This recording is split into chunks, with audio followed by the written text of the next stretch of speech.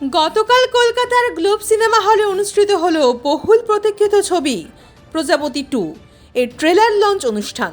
জমকালো এই অনুষ্ঠানে উপস্থিত ছিলেন ছবির প্রধান শিল্পী, পরিচালক ও কলাকুশলীরা। ট্রেলার মুক্তির সঙ্গে সঙ্গে দর্শকদের মধ্যে ছবিটি নিয়ে উত্তেজনা ও কৌতূহল আরও বেড়ে যায়।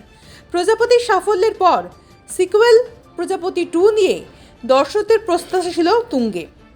ট্রেলার যেমন আবেগ, সম্পর্কের টানাপোড়েন ও পরিবারের গল্পের ছোঁয়া রয়েছে, তেমনই রয়েছে নতুন চমক ও আধুনিক প্রেক্ষাপটে সাজানো গল্প বলার ধরন।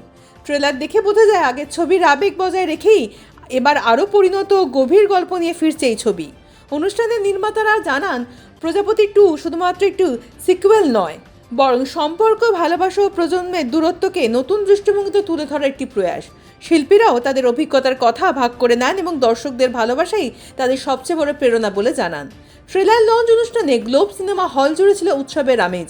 অনুরাগী ও সংবাদ মাধ্যমের উপস্থিতিতে পুরো অনুষ্ঠান প্রাণবন্ত হয়ে ওঠে।